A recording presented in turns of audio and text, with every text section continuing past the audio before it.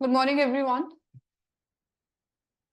कैसे हो आप सभी? भाई जल्दी आया करो क्लास में। देखो अभी कितने सारे स्टूडेंट्स जो हैं वो आ रहे हैं। क्लास का टाइम 11 बजे है वैसे तो। चलो, 20 नंबर आए थे इनइक्वालिटी के टेस्ट में, बहुत कम है। स्क्रीन कट हो रहा है, is it? I don't think so. हमारी साइड से तो नहीं हो रहा है। एफसी की वैकेंसी आ रही है क्या? अभी तो कोई नोटिफिकेशन नहीं है। कट हो रहा है।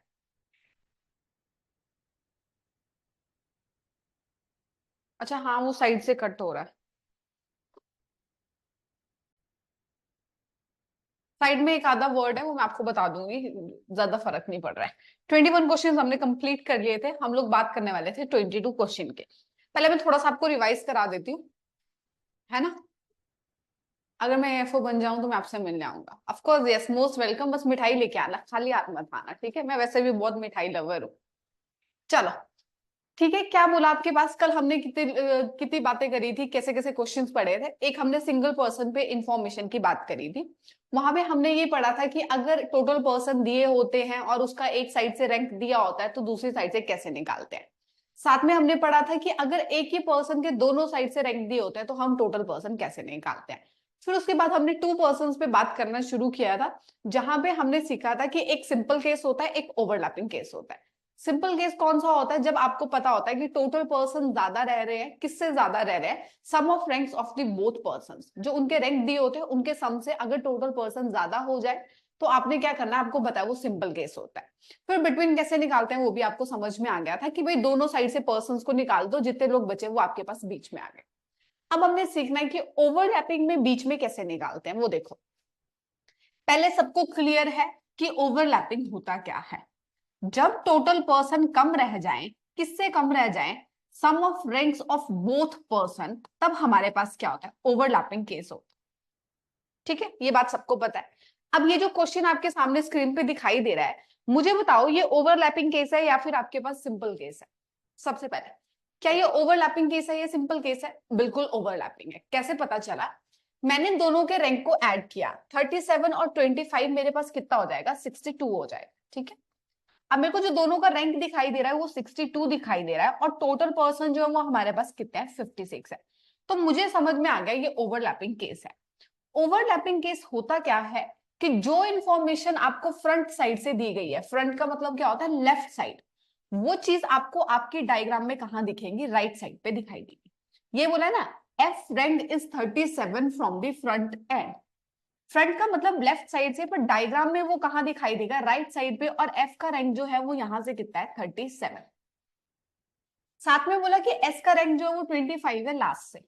लास्ट का मतलब क्या होता है? Right hand. तो भाई जो चीज आपको दिखाई दे रही है वो कहां पे दिखाई देगी? लेफ्ट हैंड पे दिखाई देगी। और ये किसका रैंक है? एस का। यहां तक समझ में आ गया? कोई आपत्ति नहीं होनी चाहिए, सिंपल सी बात है।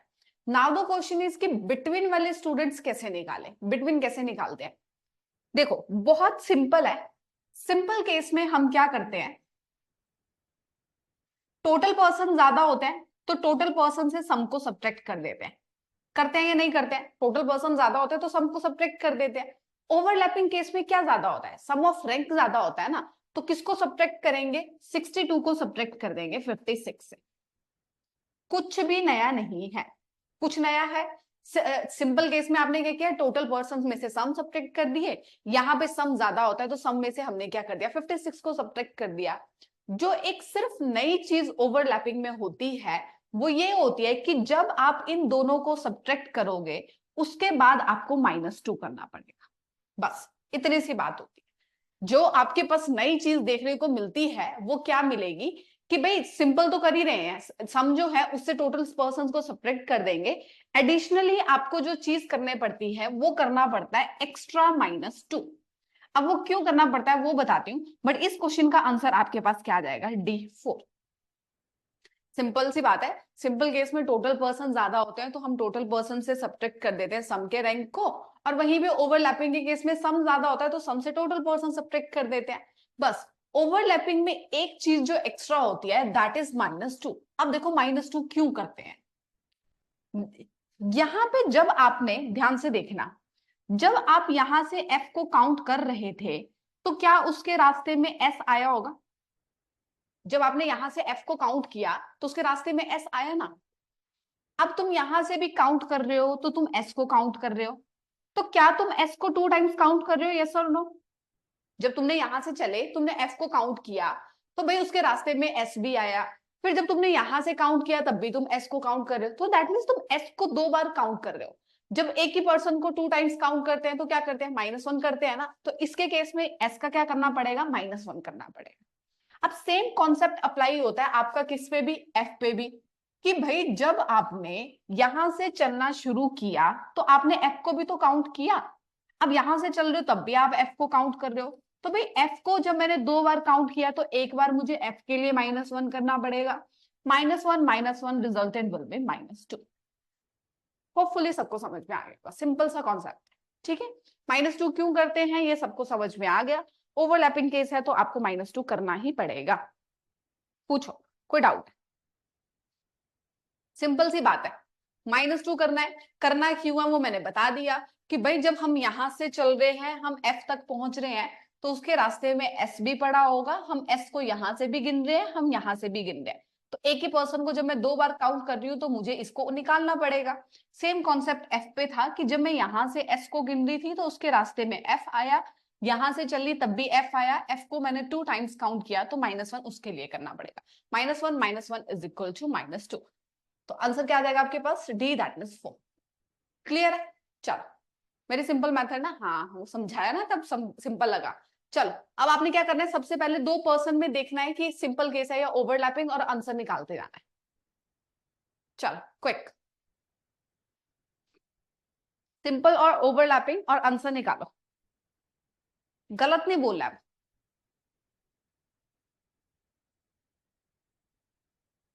सचिन मौर्य, सैलरी ऐसे थोड़ी ना मिल जाएगी बैंक की।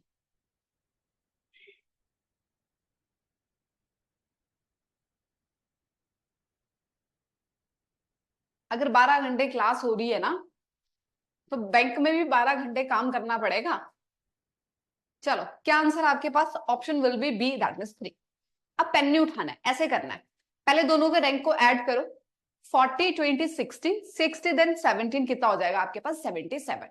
दोनों का रैंक ज्यादा हो गया, 77 में से टोटल पर्सन को सब्ट्रैक्ट कर देंगे, कितना आ गया, 5। अब आपके पास ओवरलैपिंग केस है तो -2 और करना पड़ेगा, आंसर क्या आ जाएगा, 3। ठीक है, चलो, सबसे पहला काम सिंपल केस है या ओवरलैपिंग केस है, यही देखना होता है। 30 20 50 और 9 और 5 14, 64 आपके पास सम का रैंक हो गया।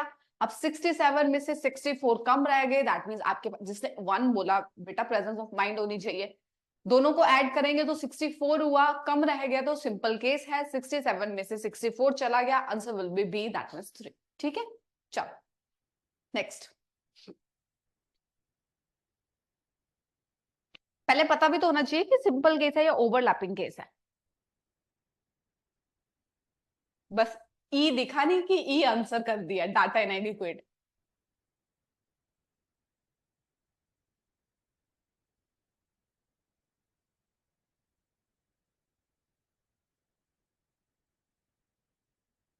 जो ई कह रहे हैं, क्यों ई है, व्हाट्स द रीजन कि इसका आंसर ई है?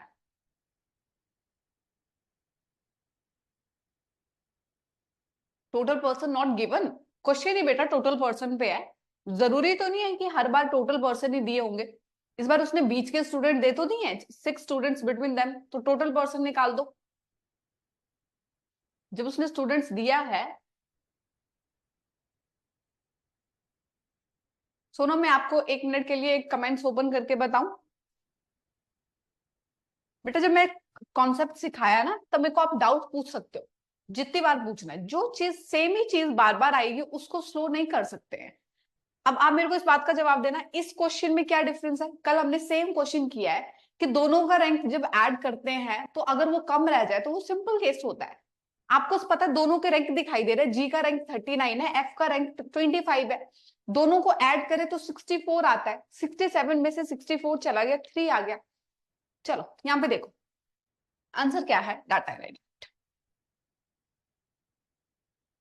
अब सीखना, अब बोलेंगे ओ मैम हमने डाटा इनएडिक्वेट तो बोला ही था, क्यों डाटा इनएडिक्वेट है, दैट्स द कंसर्न। देखो, ये आपके पास सिंपल केस है, ये आपके पास ओवरलैपिंग केस है। उसने बोला है in a row A is 23rd from above and B is 29th from below. ध्यान से, जब भी दो लोगों के रैंक दिए जाते हैं ना, आपको ये नहीं पता होता है कि वो सिंपल केस है या ओवरलैपिंग केस है। भले ही उसने बीच के लोग दिए हैं, चाहे उसने आपको कुछ भी सवाल पूछा है, जब भी दो लोग आते हैं सबसे पहला ख्याल यही होना चाहिए कि या तो ये सिंपल केस होगा या तो ये क्या होगा, आपके पास ओवरलैपिंग केस होगा। सबसे पहला थॉट जो है वो आपको यही आना चाहिए। सिंपल केस भी हो सकता है और ओवरलैपिंग केस भी हो सकता है। अब इसमें ना 4 से 5 तरह के सवाल बनते हैं, ध्यान से देखना। उसने बोला कि ए जो है वो 23 है अबव से, बी जो है वो 29 है बिलो से। तो सेम यहां पे भी ए जो है वो कितना आएगा, 23 आएगा, यहां पे भी कितना आएगा, 29। अब उसने बोला है there are 6 students between them, उनके बीच में 6 लोग हैं। अब यहां पे भी उनके बीच में 6 लोग होंगे। बताओ टोटल पर्सन कितने हैं, ध्यान से देखना, बताओ टोटल पर्सन कितने हैं। इस वाले केस में टोटल पर्सन कितने होंगे, जल्दी से बताओ। इस वाले केस में टोटल पर्सन कितने होंगे, इस वाले केस में टोटल पर्सन। सिंपल सी बात दिखाई दे रही है कि जब यहां से बी की इंफॉर्मेशन दी है और यहां से ए की इंफॉर्मेशन दी है, तो बीच में भी लोग दिए, बस इनको ऐड ही करना है। 20 40 हमारे पास, 20 20 40 49 एंड 3 52, 52 और 6 कितना आ जाएगा, 58। कितने टोटल पर्सन आ गए आपके पास, 58। कोई आपत्ति, ये तो सिंपल केस के 58 आए। यहां में निकालना जरा टोटल पर्सन, उस साइड निकालना जरा टोटल पर्सन, उस वाले केस में निकालना जल्दी से।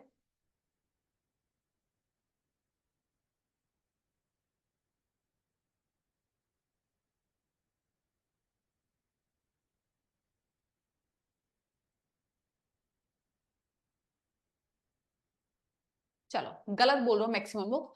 ये वाली बात तो सबको समझ में आ गई, सिंपल केस में टोटल पर्सन कैसे निकालते हैं। अब ओवरलैपिंग में देखो टोटल पर्सन कैसे निकालते हैं। ओवरलैपिंग के केस में बिटवीन के स्टूडेंट्स कैसे निकाले जाते हैं, बिटवीन के स्टूडेंट्स कैसे निकाले जाते हैं, sum of rank minus total person -2। क्या ओवरलैपिंग के केस में बिटवीन के स्टूडेंट इसी फॉर्मूला से निकाले जाते हैं, आप इसको नोट करोगे। मैंने अभी बताया था कि जब ओवरलैपिंग केस होता है तो बिटवीन के स्टूडेंट कैसे निकालते हैं, सम में से माइनस कर देते हैं, टोटल पर्सन माइनस कर देते हैं 2। अब इस वाले केस में हमारे पास कौन सी इंफॉर्मेशन गिवन है, बिटवीन गिवन है ना, तो टोटल पर्सन निकालने हैं। टोटल पर्सन को तुम इस साइड लेके आ जाओ और बिटवीन को तुम इस साइड रख लो, क्या फर्क पड़ेगा, और क्या आ जाएगा, -2। अब निकालो आंसर, टोटल पर्सन कितने आएंगे, दोनों को सम किया, दोनों का रैंक कितना आ गया, 52, बीच में 6 लोग हैं, -2। क्या आंसर आ जाएगा आपके पास, 44। ये नोट कर लें। ओवरलैपिंग के केस में जब आपके पास बिटवीन का फॉर्मूला ये है कि भाई सम में से टोटल पर्सन माइनस करना है और साथ में माइनस कर देना है 2 को, तो अगर आपको बिटवीन की इंफॉर्मेशन दी गई है तो आप टोटल पर्सन भी तो निकाल ही सकते हो। जस्ट आपने कैलकुलेशन करनी है इधर से उधर, -2 नहीं भूलना है, ठीक है। चलो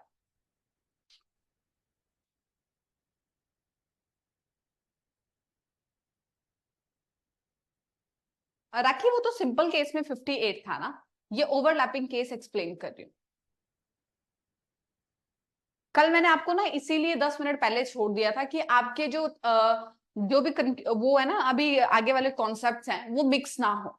तो भाई अब आप मेरे को सिंपल में ही डाउट पूछने लगोगे तो कैसे चलेगा, मुझे अभी ओवरलैपिंग समझाना है ना। सिंपल तो कल समझा ही है आराम से, उसमें क्या है। अब अभी बता रही हूँ इसका आंसर कैसे आया। अब देखो, उसने बोला था कि टोटल पर्सन कितने हैं रो में, तो मैंने देखा कि भाई सिंपल केस से मेरे पास 58 पर्सन आ रहे हैं, ओवरलैपिंग केस से मेरे पास 44 पर्सन आ रहे हैं। जब मेरे पास एक ही चीज के दो आंसर दिखाई दे रहे हैं, इसलिए आंसर क्या आएगा, डाटा इनएडिक्वेट।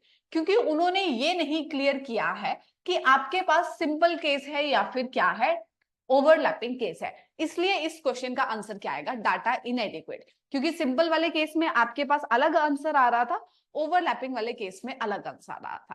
इससे पहले कि मैं नेक्स्ट मूव करूं, तो मेरे को जितने भी डाउट्स हैं आपके इस क्वेश्चन पे आप पूछो। मैम -2 का +2 नहीं होता क्या? ये क्या बात हुई भाई? क्यों करना है +2?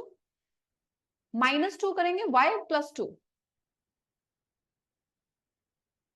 जब एक पर्सन को 2 बार काउंट करते हैं तो -1 करते हैं एक के लिए, फिर दूसरे के लिए भी एक -1 करना पड़ेगा, -2 करेंगे, आंसर ये आ जाएगा। ठीक है, अगर बी की पोजीशन भी लेफ्ट से ही होती तो उसका रैंक कम होता, और सॉरी, अच्छा, अगर बी की पोजीशन आपके पास आगे होती ना तब भी हम टोटल पर्सन नहीं निकाल सकते थे, क्योंकि अगर दोनों साइड से रैंक लेफ्ट का दिया जाता तो राइट की इंफॉर्मेशन कहां से निकालते। ठीक है, ये वाला फॉर्मूला एक बार लिखो।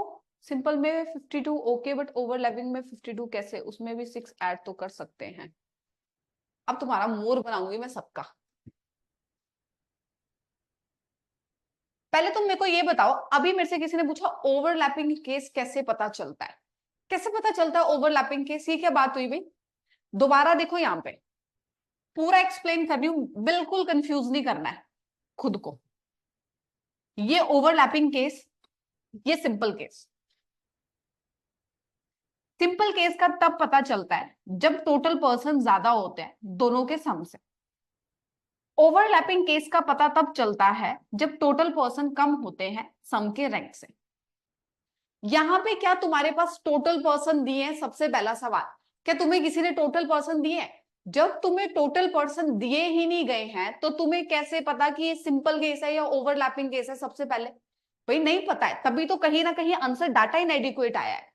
सिंपल केस में टोटल पर्सन जो होते हैं वो ज्यादा होते हैं, ओवरलैपिंग केस में जो होते हैं वो टोटल पर्सन कम होते हैं। यहाँ पे टोटल पर्सन ही गायब है, तो जब भी आपके पास टोटल पर्सन मिसिंग होते हैं आपके दिमाग में हमेशा ख्याल आना चाहिए कि ये दोनों केस बन सकते हैं, सिंपल केस भी और ओवरलैपिंग केस भी। और यहीं से क्वेश्चन आएगा आपको, मैं 2-3 चीजें बताऊंगी। पहले वाई टाइप करो, ईच एंड एवरी वन। अगर ये बात समझ में आई, जब टोटल पर्सन गायब है तो हमें ये नहीं पता कि वो सिंपल केस है या ओवरलैपिंग केस है। अब मेरे को बताओ, क्या इस वाली डायग्राम में आपको क्लियर है कि सिंपल केस क्या है, ओवरलैपिंग केस क्या है? नहीं क्लियर है। जब नहीं क्लियर है तो मुझे दोनों अजम्पशंस लेने पड़ेंगे। एक साइड पे मुझे ओवरलैपिंग बनाना पड़ेगा, एक साइड पे मुझे सिंपल बनाना पड़ेगा। अब सिंपल केस का मतलब क्या है? क्या है सिंपल केस का मतलब? कि जो रैंक अबव का मतलब क्या होता है? Left side. सिंपल केस का मतलब यही नहीं बताया था कल कि जो लेफ्ट की इंफॉर्मेशन है वो लेफ्ट साइड से ही दिखाई देगी, जो इंफॉर्मेशन राइट साइड से दी गई है वो राइट साइड पे दिखाई देगी। कोई दिक्कत इसमें? ये सिंपल केस अलग ही चीज है। उसने बोला है कि ए का रैंक 23 है अबव से, अबव का मतलब लेफ्ट साइड से, और बी का रैंक जो है वो यहाँ पे है 29, तो वो चीज आ गई। अब बीच में कितने लोग हैं? 6 लोग हैं। ये सिंपल केस का सिनेरियो। ओवरलैपिंग केस में लेफ्ट वाली चीज जो है वो राइट पे आ जाती है, यहाँ पे 23 आएगा, यहाँ पे 29 आएगा। बीच में कितने लोग आएंगे? 6 लोग आएंगे। ये आपके पास ओवरलैपिंग का केस है। डायग्राम में दिक्कत पहले ये बताओ, आगे मैं मूव करूं। डायग्राम में कोई दिक्कत? सिंपल सी बात है भाई, सिंपल केस में लेफ्ट वाली चीज लेफ्ट पे ही दिखाई देती है, राइट वाली चीज जो है वो राइट पे ही दिखाई देती है। अब सिंपल केस में क्या हुआ? +6 किया, -6 किया, जो भी किया, उसको तुम इसके साथ क्यों कंफ्यूज कर रहे हो? अगर सिंपल है तो वो सीधा चल रहा है, ओवरलैपिंग है तो वो दूसरी तरफ को चल रहा है। जब उल्टी चीज हो रही है तो प्लस की बजाय माइनस होगी या प्लस होगी? पहले तो ये बताओ, जिसने बोला कि भाई सिंपल में तो मैं प्लस कर रहा हूं, यहाँ पे मैं माइनस कर रहा हूं। सिंपल वाले केस में सीधे सीधे सीधे चल रहे हैं तो ऐड करेंगे, ओवरलैपिंग वाले केस में जब हम पलट रहे हैं तो माइनस करना पड़ेगा। ठीक है, अब मिडिल पर्सन +2 को किसी में भी एक रैंक में से माइनस करके जो प्राप्त हुआ उसमें दूसरे की रैंक जोड़ने पर भी टोटल पर, वो आपका तरीका है। चलो यहाँ पे सिंपल केस में देखो, अब टोटल पर्सन निकालने, इनको सबको ऐड करना है, पूरा ऐड कर दो। जितनी लाइन की इंफॉर्मेशन देख रही है आंसर क्या आ जाएगा? 58 आ जाएगा। अब इसमें टोटल पर्सन कैसे निकालते हैं? फॉर्मूला बताया मैंने तुम्हें। ओवरलैपिंग के केस का फॉर्मूला है कि बिटवीन निकालने के लिए सम में से माइनस करेंगे टोटल पर्सन, माइनस करेंगे 2। अब बिटवीन की इंफॉर्मेशन दी है, टोटल पर्सन को इस साइड ले आओ, सम में से माइनस करेंगे बिटवीन, माइनस करेंगे 2। अब अलग चीज है ना यार, ये प्लस करने पड़ेगी, ये ओवरलैप हो रहा है, इधर उधर को जा रहा है, तो उसमें से माइनस करना पड़ेगा। दोनों का सम 52 -6 -2, इसका आंसर 44 आ गया। अब दो दो चीजें आ रही हैं, यहाँ पे टोटल पर्सन मेरे को 58 दिखाई दे रहे हैं, यहाँ पे टोटल पर्सन मेरे को 44 दिखाई दे रहा है। तो मैं कैसे बता दूं कि उनको कि टोटल पर्सन कितने हैं? तो आंसर मेरे पास क्या आ जाएगा? डाटा इनएडिक्वेट। ठीक है, आप पूछो क्या डाउट है, क्योंकि मेरे को आगे वाले क्वेश्चन पे मैं मूव नहीं कर सकती। मैंने यहाँ पे आपको 4 बातें बतानी है, 4 तरह के सवाल बनते हैं। जब तक आपको ये नहीं समझ में आएगा मैं नेक्स्ट कैसे मूव करूंगी। ठीक है, वेरी सिंपल। अब देखो इसमें अभी मैं सुना रही हूं ये बात। अब इसमें देखो 2 तरह के सवाल बनते हैं। पहला ये बनेगा कि अगर मान लो उसने बोला होता कि इन a row A is 23rd, 2 लोगों की इंफॉर्मेशन दी होती, और साथ में उसने बोला होता find the maximum total number of students. अगर उसने सवाल पूछा होता, ध्यान से लिखो ये चीज बेटा, ये इंपॉर्टेंट है। अगर उसने सिर्फ बोला होता find the total number of person, तो टोटल में भाई मुझे पता है कि सिंपल भी हो सकता है, ओवरलैपिंग भी हो सकता है। अगर उसने 2 लोगों की इंफॉर्मेशन दे के ये बोला कि find the maximum number of person in the row, तो मैक्सिमम कहां से मिल रहा है आपको आंसर? तब तो डाटा इनएडिक्वेट नहीं जाएगा। उसने बोला मैक्सिमम कहां से मिल सकता है, तो भाई मेरे को दिखाई दे रहा है कि सिंपल केस में एक तो 58 की पॉसिबिलिटी है, ओवरलैपिंग केस में 44 की पॉसिबिलिटी है। तो भाई मैक्सिमम देने के लिए मुझे मेरा आंसर क्या करना पड़ेगा? 58 करना पड़ेगा। ऑप्शन में आपको 58 भी दिखाई देगा, 44 भी दिखाई देगा, बट जब उसने बोला है कि मैक्सिमम, तो हमें आंसर क्या देना पड़ेगा? 58 देना पड़ेगा। ऐसा नहीं कि डाटा इनएडिक्वेट है तो डाटा इनएडिक्वेट ही क्या कर देंगे? आंसर कर देंगे। अब वहीं पे मैक्सिमम की बजाय मिनिमम बोला होता, वही मैक्सिमम की बजाय मिनिमम बोला होता, तो हमारे पास आंसर क्या आ जाता? 44 आ जाता। ये एक ऑप्शंस के अकॉर्डिंग आंसर देना पड़ता है। यस, जब भी आपके पास टोटल पर्सन नहीं दिए हैं और उसने ये पूछा है कि बताओ टोटल स्टूडेंट्स कितने हैं, तो मुझे दोनों देखने पड़ेंगे भाई, सिंपल भी देखना पड़ेगा, ओवरलैपिंग भी देखना पड़ेगा। अब देखो उसमें भी आंसर देने के तरीके हैं। मान लो यहाँ पे डाटा इनएडिक्वेट ऑप्शन नहीं होती और यहाँ पे ऑप्शन दी गई होती आपके पास 44 और फिर पूछा होता ईदर, तो आपको ईदर में आंसर देना पड़ेगा। ऐसा नहीं कि टोटल पर्सन मिसिंग है तो हर जगह आपने डाटा इनएडिक्वेट दे दिया, ऐसा नहीं होता है। मान लो आपके पास ईदर भी नहीं है, आपके पास 44 भी नहीं है, तो आपको आंसर 58 देना पड़ेगा। मतलब ऑप्शंस के अकॉर्डिंग आपको आंसर देना पड़ेगा। ठीक है, हाँ अब ये आप रट्टा मार सकते हो कि भाई मैक्सिमम जो होता है वो सिंपल केस से आता है और जो मिनिमम होता है वो कहां से आ जाता है? ओवरलैप से आ जाता है। ठीक है, अब मैं आपको एक क्वेश्चन लिखाऊंगी, उसका आंसर देना। ये तो कोई डाउट नहीं है ना, जब टोटल पर्सन पूछा तो दोनों निकालने हैं, मैक्सिमम पूछा तो सिंपल से आएगा, मिनिमम पूछा तो कहां से आ जाएगा? आपके पास ओवरलैप से आ जाएगा। अब एक क्वेश्चन लिखो,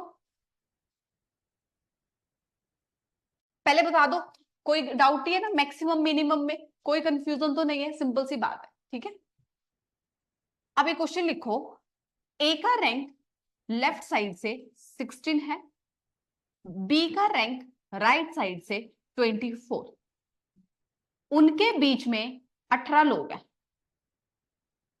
बताओ टोटल पर्सन कितने हैं? सवाल है, ए का रैंक लेफ्ट एंड से 16 है, बी का रैंक राइट साइड से 24, बिटवीन में स्टूडेंट्स 18 है, टोटल पर्सन बताओ कितने हैं? चलो 58 कैसे निकाल दिया तुमने जब मैंने टोटल पर्सन पूछा? क्वेश्चन ऐड कर देती हूँ हेल्प करने के लिए। मिनिमम टोटल पर्सन बता दो, चलो दोनों पॉसिबिलिटीज छोड़ो, मिनिमम टोटल पर्सन बता दो।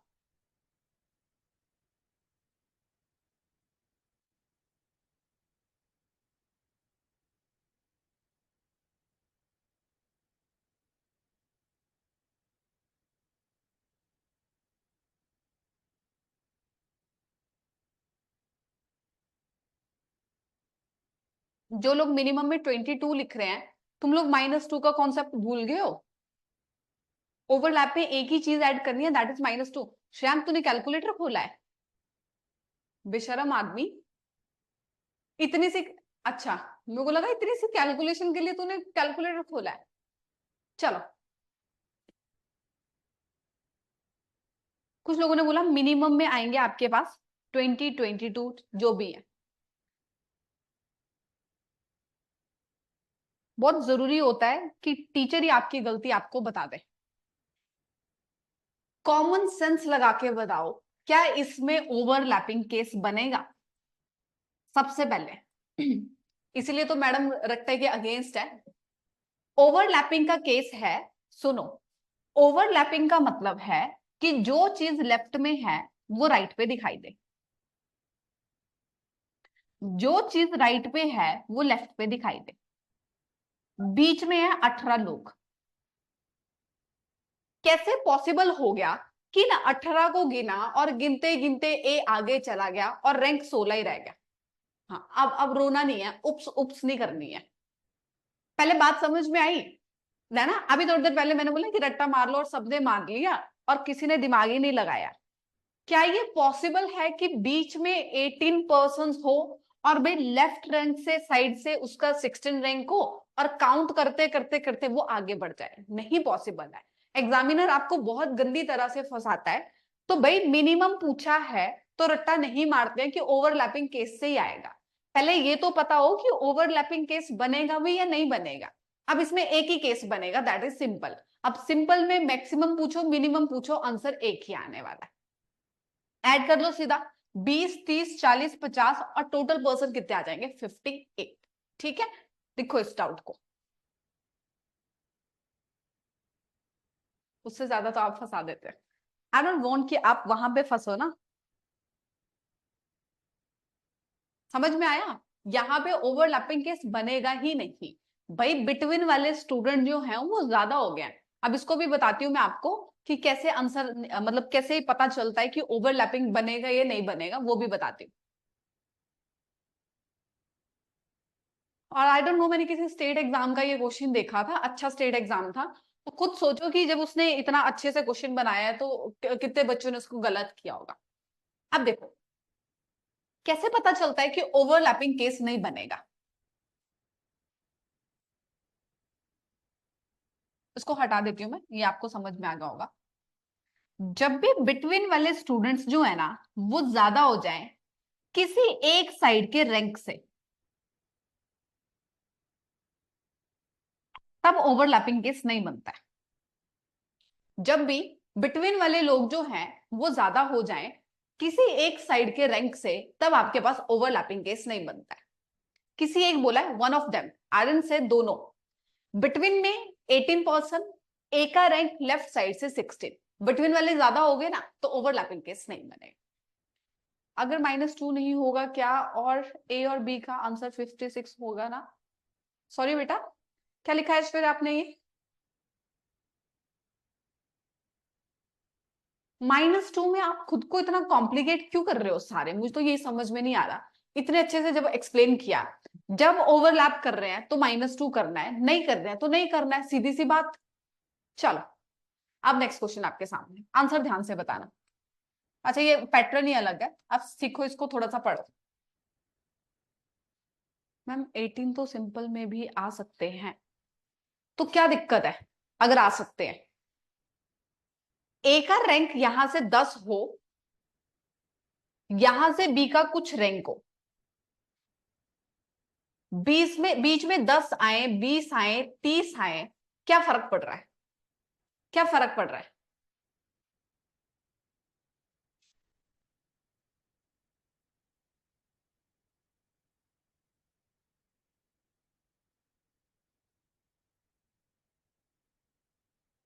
निरंजन, आपका क्वेश्चन अच्छा है।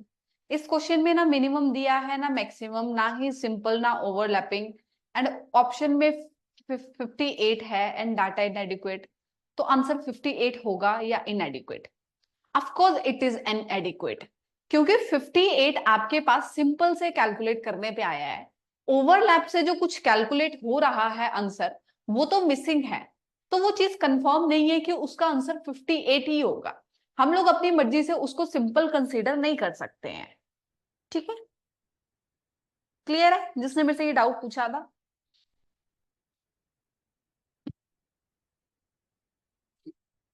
तो सिंपल भी कहाँ हो रहा है? अगर ओवरलैप नहीं हो रहा है तो सिंपल भी कहाँ हो रहा है? चलो,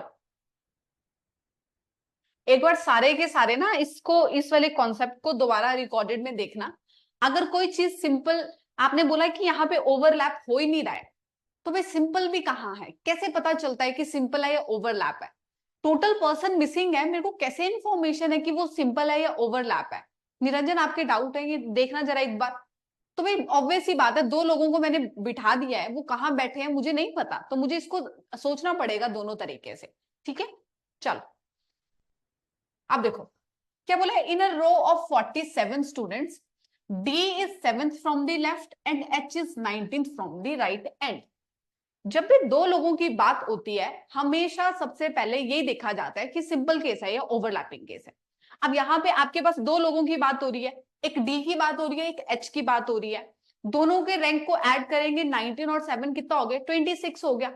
कम रह गए ना, क्या होगा, सिंपल केस होगा या ओवरलैपिंग होगा? सबको पता चल गया सिंपल केस है। पहले डायग्राम बनाओ तो सही कि वो सिंपल है या ओवरलैपिंग। तो डी का रैंक जो है वो लेफ्ट साइड से कितना आ गया, 7। एच का रैंक जो है वो बीच साइड से क्या आ गया, 19। सिंपल केस है, मैंने उसको बना दिया। अब उसने बोला है W is sitting exactly between them. क्या मतलब होता है एग्जैक्टली बिटवीन का? What is the meaning of exactly between? कि इक्वल नंबर ऑफ पर्संस होने चाहिए on the both side. Exactly between का मतलब क्या होता है कि इक्वल नंबर ऑफ पर्संस होने चाहिए ऑन बोथ साइड्स, यही मतलब होता है ना। अब मेरे को बताओ कि अगर आपने W को उनके ठीक बीचों बीच में बिठाना है तो आपको क्या इंफॉर्मेशन रिक्वायर्ड है? नए स्टूडेंट्स जिन्होंने आंसर दे दिया वो तो कोई बात नहीं। अगर आपने D और H को ठीक बीचों बीच बिठाना है तो आपको क्या चीज रिक्वायर्ड है सबसे पहले? एग्जैक्टली कॉमन सी बात है, पहले आपको ये पता होना चाहिए कि D और H के बीच में लोग कितने हैं, तभी तो आप उसको एग्जैक्टली बीच में बिठा पाओगे।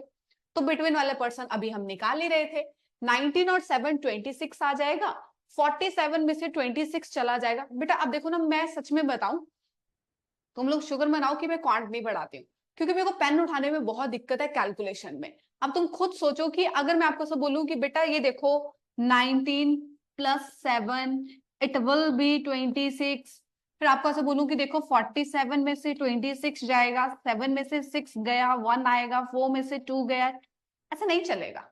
बैंकिंग एस्पिरेंट्स हो तो इतनी कैलकुलेशन तो भाई विदाउट पेन होनी चाहिए, है ना। और जब सर पढ़ाते हैं आपको तो सर तो ऐसे ही पढ़ाते हैं, ऑफ कोर्स आई नो, क्योंकि वो सर ने पढ़ाना है ना, मैंने थोड़ा ना पढ़ाना है, मैंने तो तुम्हें बताना है। 19 और कितना हो गया था, 7, डायरेक्ट काउंट क्या करो, छोटी सी कैलकुलेशन है, 26। 47 में से 26 चले गए, बीच में कितने लोग आ गए, 21। देखो अब यहाँ पे, एंड ऑफ कोर्स यस, मतलब राकेश सर बहुत पेशेंस के साथ क्वांट पढ़ाते हैं, तभी शायद लोग बहुत पसंद करते हैं उनको इसी बात के लिए, क्योंकि वो बहुत ऐसे बच्चों की तरह पढ़ाते हैं, है ना। तो ये बात है, पर मैं होती तो मैं तो ऐसे होती भी, चलो मोर बनो फटाफट से। देखो यहाँ पे अब 21 स्टूडेंट्स है। अब 21 जो है, ध्यान से देखना यहाँ पे, 21 जो है वो डी और एच के बीच में पूरे के पूरे लोग हैं। और ये जो W है, क्या ये उन 21 में से एक है? सबसे पहले तो मेरे को ये बताओगे, अगर D और H में 21 पर्सन हैं तो क्या उन 21 में से एक W है? बिल्कुल एक W। तो मैंने क्या कर दिया, W को निकाल दिया, बचे 20 लोग। अब मैंने 20 को दोनों साइड इक्वली डिवाइड करना है, दैट मीन्स 10 पर्सन आ जाएंगे D और W के बीच में, और यहां पे आ जाएगा W से H के बीच में। सारी इंफॉर्मेशन मिल गई, अब जो भी आंसर पूछा वो निकाल लो। क्या पूछा गया आपसे, what will be the position of W from right? Right side से W की पोजीशन क्या होगी? H तक कितने लोग हैं, 19। W और H तक कितने लोग हैं, 10। अब W को काउंट करना है तो W के लिए +1 करना पड़ेगा या नहीं करना पड़ेगा? बिल्कुल करना पड़ेगा, आंसर विल बी 38। कोई आपत्ति?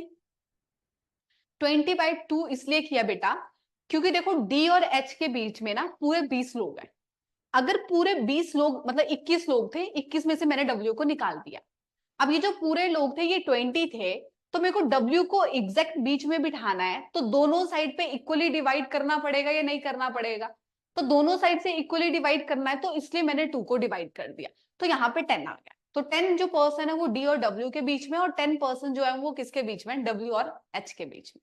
ठीक है, देखो आप मेरे को बोल रहे हैं 21 कैसे आया, अब मैं क्या बोलूं? फिर बोलते हैं निशिका मैम ना गुस्सा करती है। बेटा बिटवीन के स्टूडेंट्स हैं वो। चलो एक और क्वेश्चन ट्राई करो, फिर क्या आ जाएगा answer E, that means 30th। ठीक है, 21 भी काउंट कर सकते थे, बाद में 1 प्लस किया, ऐसे थोड़ी ना कर सकते हैं। 21 तो डी और एच के बीच में है, आपने तो रैंक यहां से यहां पे निकालना है। ठीक है, नेक्स्ट क्वेश्चन करो, आपको और समझ में आएगा। चलो,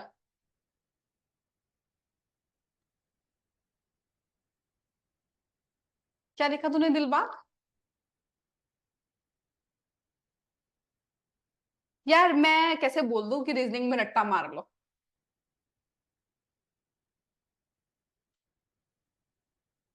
निरंजन, तो आपका डाटा इनएडिक्वेट आएगा। अगर बिटवीन में आपके पास इवन नंबर ऑफ पर्सन आ जाते हैं तो बंदे को काट के बराबर बराबर नहीं कर सकते ना, वहां पे डाटा इनएडिक्वेट आ जाएगा। निकालो आंसर, सब निकालना। मैंने बोला था ना तुम्हें कल कि बस तुम आज का दिन खुश हो लो रैंकिंग में, उसके बाद तुम्हारे बस की नहीं है।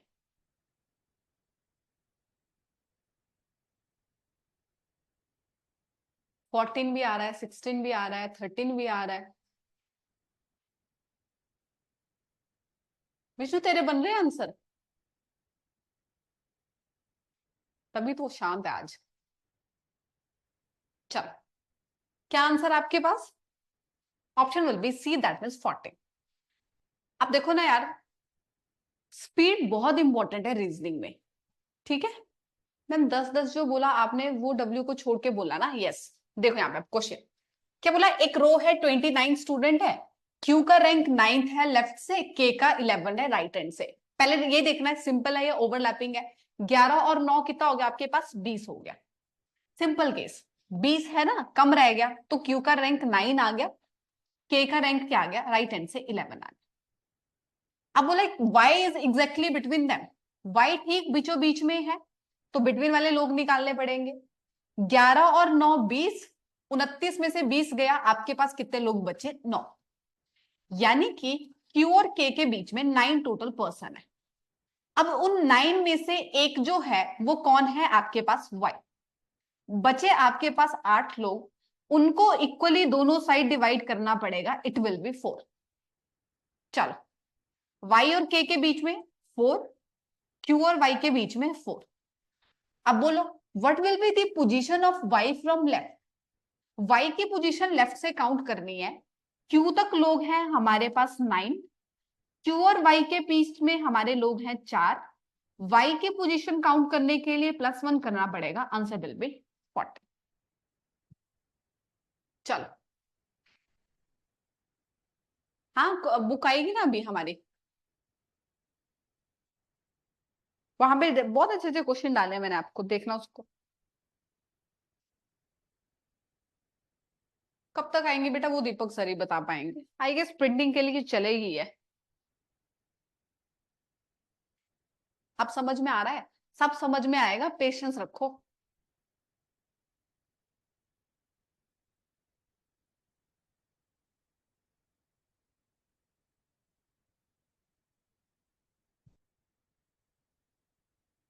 क्या आंसर है? बी और ई में क्यों कंफ्यूजन है भाई? दो लोगों का रैंक आप इधर से उधर कर दे रहे हो, हाउ? चलो, answer will be E 17। CCI में क्वेश्चन आ गया ना ऐसे, तो एकदम से बनने चाहिए। अब यार मैं ना ऐसे करूंगी डायरेक्ट। अब मेरे को एक बात बताओ, अब मैं तुम्हें स्पीड बताऊं इस क्वेश्चन में या फिर मैं तुम्हें बच्चों की तरह कराती रहूं? अगर तुम स्पीड बोलोगे तो मैंने स्पीड वाली इंफॉर्मेशन से कराना है, क्योंकि देखो हमने स्पीड भी साथ में सीखनी है ना। फिर आप लोग मेरे को क्या बोलते हो कि मैम टेस्ट में नंबर नहीं आ रहे हैं, अब बताओ क्या करना। अब देखो, सबसे पहले आपको ये देखना है कि यू का रैंक मतलब सिंपल केस है या ओवरलैपिंग केस है। 11 और 13 दोनों को ऐड किया, मेरे पास कितने आ गए, 24 आ गए। अब 24 में से सबसे पहले मेरे लिए इंपॉर्टेंट है बिटवीन के स्टूडेंट्स निकालना। तो मैं क्या करूंगी, 24 थे, 31 में से 24 चला जाएगा, मेरे को पता चल गया बीच में 7 लोग आ गए। 7 में से एक जो था वो कौन है, यू। अब 6 लोग थे, 6 लोगों को मैंने दोनों साइड पे डिवाइड कर दिया, कितने रह गए, 3। बस इतनी बात कंफर्म है कि जिस भी साइड से रैंक पूछा जाएगा मैंने उसका आंसर निकाल लेना है। अब उसने बोला यू का रैंक बॉटम से क्या है। अगर यू का रैंक बॉटम से पूछा है तो मेरे को बॉटम से ही किसी पर्सन को काउंट करना पड़ेगा। तो मुझे देखना है कि बॉटम से कौन था, ये था 13 था, बीच में कितने लोग थे 3, 16, एक यू के रैंक के लिए मुझे करना पड़ेगा 17। जिन क्वेश्चन में पेन भी नहीं उठाने पड़े, अगर तुम ये सोचो कि मैम बच्चों की तरह डायग्राम बनाते रहो तो नहीं चलेगा, पेपर में नंबर नहीं आएंगे, क्लास में जरूर समझ में आ जाए। अब इनको बताओ इस क्वेश्चन में पेन उठाने की भी जरूरत है, आंसर क्या आ गया 17।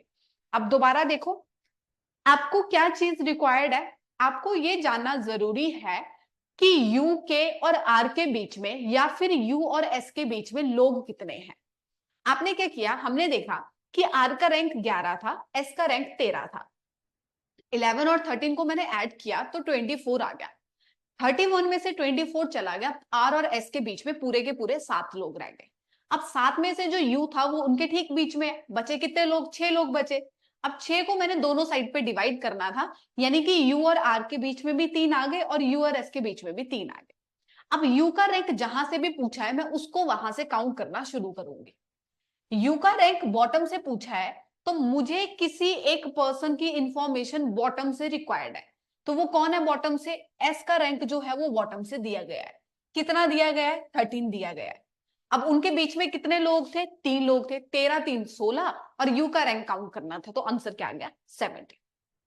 चलो अब take your time but make sure without pen करो, मोटिवेट कर दो आप। हे भगवान, कैसी बात पूछ लिया आपने मेरे से, इतनी कड़वी हूं ना मैं। बहुत से बच्चे तो कई बार मेरे से इसी बात से गुस्सा हो जाते हैं कि मैम कड़वा बोलते हैं। अगर बिटवीन में इवन आ जाए बेटा तो डाटा इनएडिक्वेट हो जाएगा। कैसे पॉसिबल है कि अगर इक्वल नंबर पर्सन हम बिठा ले साइड पे, लोग थोड़ी ना काट देंगे ऐसे आधे आधे। ओवरलैपिंग केस है, शट मैम अभी तो समझ में आने लगा था, ये क्या कर दिया आपने। तो डायग्राम बना लो, क्या दिक्कत आ गई, डायग्राम बना लो, डायग्राम बना के दिमाग लगाओ।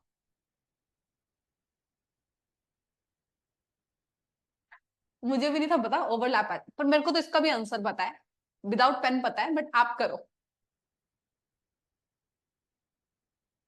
दिलबाग एडीओ का पेपर कैसा हुआ, मैंने सुना रीजनिंग में ज्यादा क्वेश्चन नहीं आए थे ना।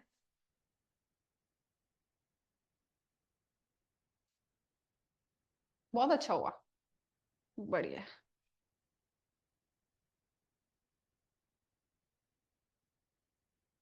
मैम आप कल कोचिंग आओगी क्या, ऑफ कोर्स यस, क्यों नहीं आऊंगी, ये क्या बात हुई। ये सब्जेक्ट हर जगह लगता है ऐसे कि अच्छा आ जाएगा बट आता नहीं है। चलो क्या आंसर है, क्या आंसर है, चलो जो भी आंसर है वो मैं बताऊंगी। एक क्लास में कितने स्टूडेंट्स हैं, 25 स्टूडेंट है। एल का रैंक टॉप साइड से मतलब राइट साइड पे दिखाई देगा, ओवरलैपिंग केस है। सी का रैंक बॉटम से 70 राइट हैंड पे मतलब लेफ्ट हैंड पे दिखाई देगा। आर जो है वो एग्जैक्टली बीच में बैठा है, यही डायग्राम है। सेम वही बात, अगर आर बीच में बैठा है तो बिटवीन वाले पर्सन निकालने पड़ेंगे, निकालने पड़ेंगे या नहीं निकालने पड़ेंगे, निकालो जरा। बिटवीन स्टूडेंट्स बताओ सी और एल के बीच में कितने लोग हैं, सिंपल सी बात है, 19 और 17 मेरे पास हो जाएंगे कितने 36, 36 में से 25 चला जा गया, कितना बचा 11। अब वो 11 है पर भाई ओवरलैपिंग केस है तो मुझे -2 और करना पड़ेगा। दैट मीन्स कि सी और एल के बीच में टोटल बिटवीन वाले पर्सन कितने आ गए 9। अब उन 9 में से एक जो है वो कौन है, ये -1 किसके लिए है, आर के लिए, बचे 8 लोग। 8 को दोनों तरफ इक्वली डिवाइड करना पड़ेगा, इट विल बी 4। आर और एल के बीच में कितने लोग आ गए 4, सी और आर के बीच में कितने लोग आ गए 4। अब ध्यान से देखना, what will be the position of R from top, R की पोजीशन टॉप से क्या है। अब मेरे को सबसे पहले ये बताओ कि अगर मुझे आर की पोजीशन टॉप मतलब लेफ्ट साइड से निकालनी है तो मुझे ये वाली इंफॉर्मेशन रिक्वायर्ड है या फिर मुझे ये वाली इंफॉर्मेशन रिक्वायर्ड है। अगर मैंने आर का रैंक लेफ्ट साइड से निकालना है तो मुझे कौन सी इंफॉर्मेशन चाहिए, लेफ्ट साइड से चलूंगी तो मुझे 1 वाली इंफॉर्मेशन रिक्वायर्ड है ना, 2 वाली इंफॉर्मेशन का तो कोई लेना देना ही नहीं है। जब मुझे आर का रैंक निकालना है लेफ्ट साइड से, तो मैं लेफ्ट साइड से चलूंगी, मुझे पता होना चाहिए भाई यहाँ पे कितने लोग हैं। तो भाई जो आपको ये पता चल रहा है कि यहाँ पे कितने लोग हैं, वो आपको एल की पोजीशन से पता चल रहा है या सी की पोजीशन से पता चल रहा है? जो आपको 1 पे कितने लोग आने वाले हैं ये कैसे पता चल रहा है? आपको आपके लेफ्ट वाली साइड से, मतलब एल के रैंक से पता चल रहा है या सी के रैंक से पता चल रहा है? जिसने बोला सी, पहले तुम देख लो जिसने सी बोला। सी का रैंक यहां से लेके यहां तक दिया है, यहां से सी का क्या कनेक्शन है? यहां से लेके यहां तक सी के बारे में बताया, यहां पे क्या लेना देना है सी का? कोई लेना देना नहीं है। जो इंफॉर्मेशन यहां पे मिल रही है वो मिल रही है किससे? एल से। अब एल से आर आना है तो तुम आगे जा रहे हो या तुम पीछे जा रहे हो? अगर एल से आर आना है तो तुम आगे जा रहे हो या पीछे जा रहे हो? हटके आ रहे हो ना।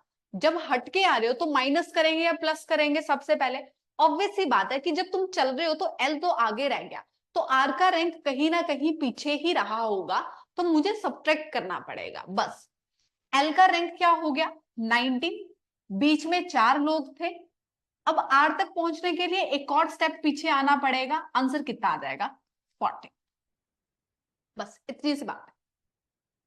जब सिंपल है तो आगे चल रहे हैं, प्लस प्लस कर रहे हैं। ओवरलैप है तो पीछे पीछे आ रहे हैं तो माइनस कर रहे हैं, और कुछ भी नहीं। अभी दोबारा फिर बता दूंगी, पहले जिसको समझ में आ गया वो देख लो। आंसर क्या है आपके पास? 40। अब थोड़ा फास्ट ट्रैक में समझाऊंगी। देखो, उसने बोला था कि आर का रैंक चाहिए आपको यहां से लेफ्ट हैंड से। जब मेरे को यहां से लेफ्ट पे काउंट करना है तो मुझे ये पता होना चाहिए कि ये लोग कितने हैं। अब ये लोग कितने हैं उस बात का सी से कोई लेना देना नहीं है। सी का रैंक तो इस साइड से काउंट करके बताया गया है। ये वाली इंफॉर्मेशन मुझे कहां से मिल रही थी? लेफ्ट वाली साइड से, एल से मिल रही थी। अब अगर एल के आगे आर होता तो हम उसको प्लस कर देते, पर एल के पीछे आर है तो हमें वापिस हटना पड़ेगा। तो बीच में कितने लोग थे? 4। अब आर तक पहुंचने के लिए फिर 1 करना पड़ेगा। Answer will B 40। चलो एक और क्वेश्चन करो।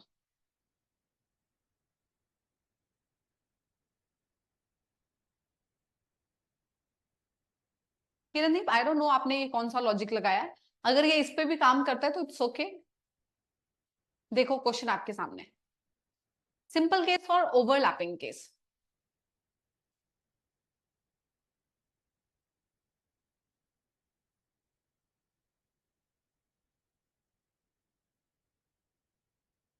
निधि बेटा, सिंपल सी बात है। देखो, जब यहां से यहां जा रहे हो तो आर को काउंट कर रहे हो, +1 कर रहे हो ना। इधर ए बैठा है, इधर आर बैठा है। जब यहां से चल रहे हो तो आर के लिए +1 करना पड़ेगा।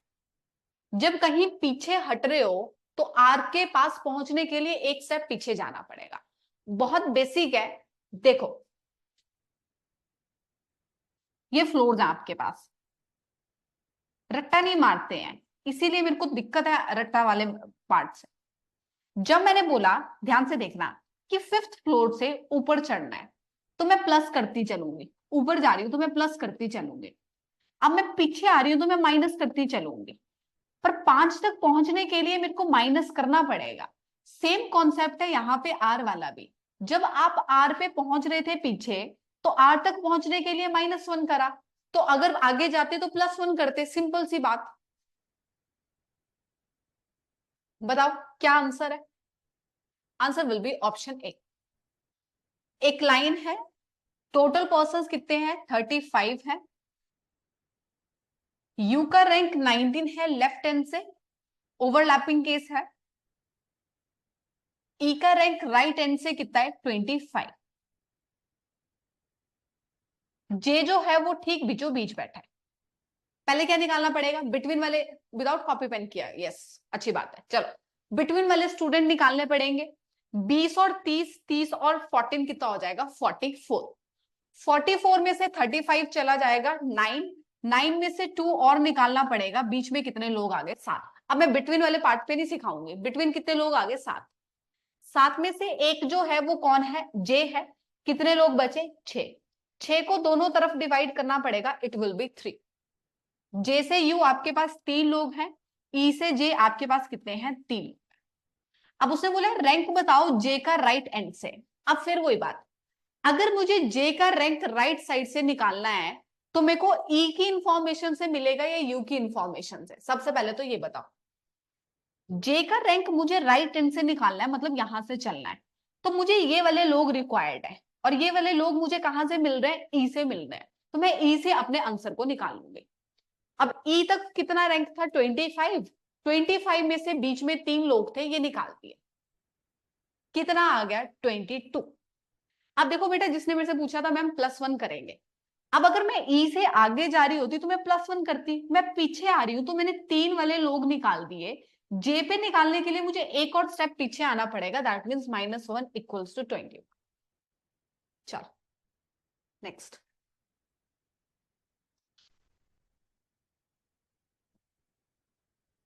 मैम आज क्वेश्चन दे दोगे? हाँ हाँ बिल्कुल दूंगी, आंसर निकालना अच्छे से।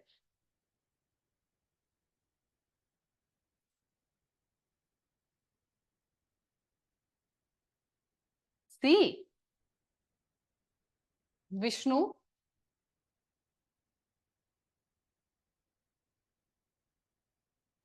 अब ई, डी भी बोल ही दे।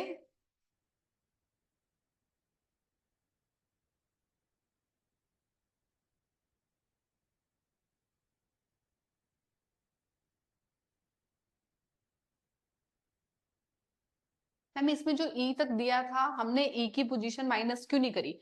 बेटा ई की पोजीशन क्यों माइनस करेंगे, वो ई की ही पोजीशन दी है 25। ई तक 25 लोग हैं, मैंने 3 निकाल दिए, 25 में से 3 निकाले तो 22 निकाल दिए। अब मैंने वो 3 लोग निकाले हैं, तो मुझे जे तक पहुंचने के लिए एक स्टेप और पीछे आना पड़ेगा। चलो, ये क्वेश्चन तो सबको क्लियर होगा, इधर ए और सी। सिंपल से आपके पास क्या आ रहा है, आपके पास 42 आ रहा है, और ओवरलैपिंग से क्या आ रहा है, 24 आ रहा है। सिंपल सा सवाल था, कोई ज्यादा बड़ी चीज नहीं थी। ठीक है, हाँ आई नो आज स्क्रीन की कुछ गड़बड़ है, मैं कल चेक करा दूंगी। चलो, 2-3 क्वेश्चन है, कंप्लीट करते हैं यार, फिर हम इंटरचेंजिंग वाले क्वेश्चंस करेंगे। यो आ रहे हैं अब, सब आएगा यार, सब आएगा, एक क्लास में रोना नहीं है बस।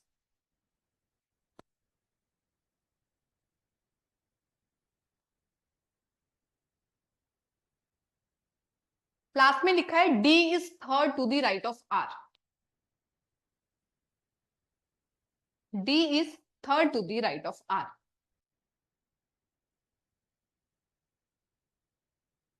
D is third to the right of are.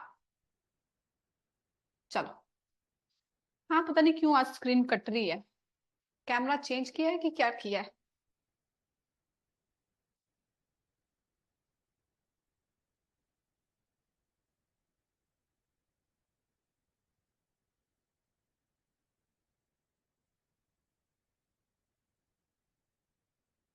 इसका आंसर मत इधर बोलने लग जाना, पता चला इधर बोल दिया। बेटा लाइन पढ़ा करो, डायग्राम बनाया करो, सीधी सी बात, डायग्राम बनाते चलना है और कुछ भी नहीं करना है।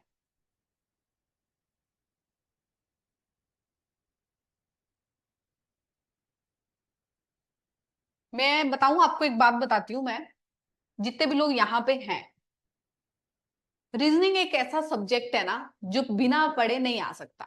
और सब, खैर सारे सब्जेक्ट बिना पढ़े नहीं आ सकते, बट जो बिना इंटरेस्ट के कभी नहीं आ सकता। जब ये क्लास स्टार्ट हुई थी ना, तो बच्चे जो थे ज्यादा थे, और अभी 10-15 बच्चे जा चुके हैं। अब उनको कितनी बोरियत आई होगी इसको पढ़ने में, सोचने वाली बात है। अब उन्हीं को सिटिंग अरेंजमेंट में दिक्कत आएगी, फिर पेशेंस के साथ हर एक चीज पढ़ने पड़ती है रीजनिंग में। चलो, आंसर क्या आपके पास, ई, दैट मींस 26। बता देती हूँ, एक रो है जिसमें आर का रैंक लेफ्ट एंड से 11 है, ए का रैंक जो है वो राइट एंड से 17 है। दो लोगों की इंफॉर्मेशन थी ना, यहां पे सिंपल केस है, यहां पे ओवरलैपिंग केस मानना पड़ेगा।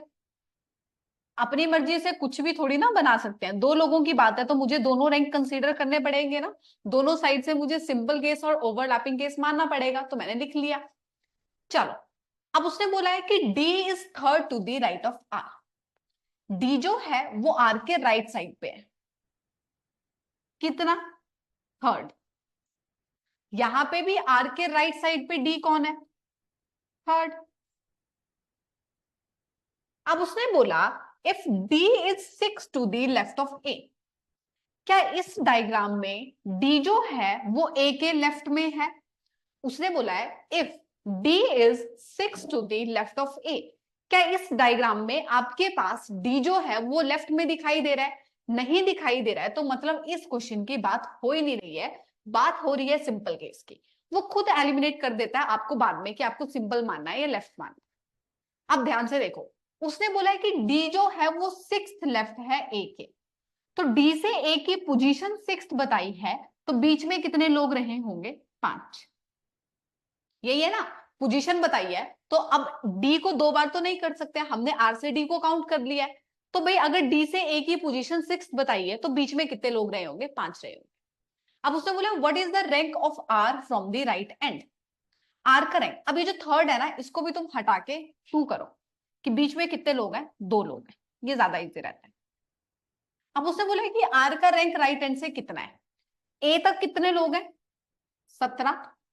डी और ए के बीच में कितने हैं, 5। एक कौन है, डी। आर और डी में कितने हैं, 2। आर का रैंक काउंट करने के लिए आर को करेंगे, आंसर क्या आ गया, 26। बेटा जिसने मेरे से पूछा था ओवरलैपिंग में मैम +1 करेंगे, -1 क्यों कर रहे हैं, देखो अब यहां से, अब आप ना यहां से चलना शुरू कर रहे हो, अब यहां से चल रहे हो, आगे आगे चल रहे हो, तो आपको आर के लिए +1 करना पड़ेगा। अगर मैं वहां से वापिस आ रही होती पीछे को तो -1 करना पड़ता।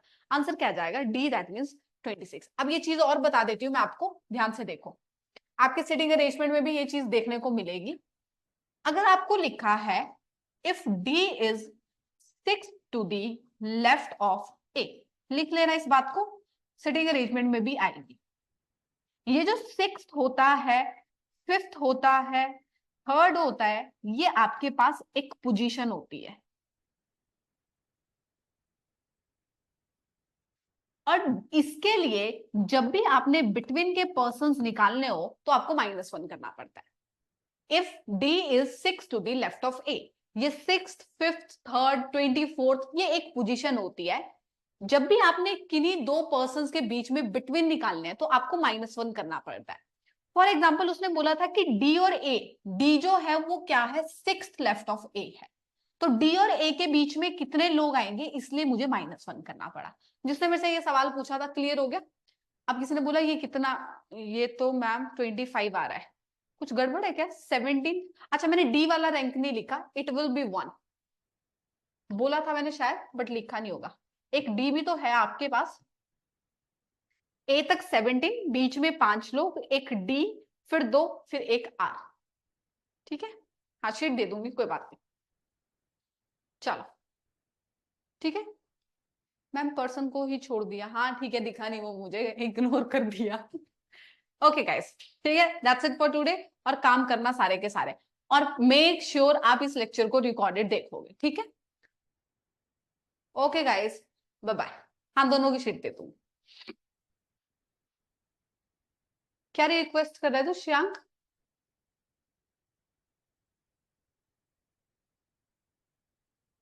किस चीज की, क्या नाम है,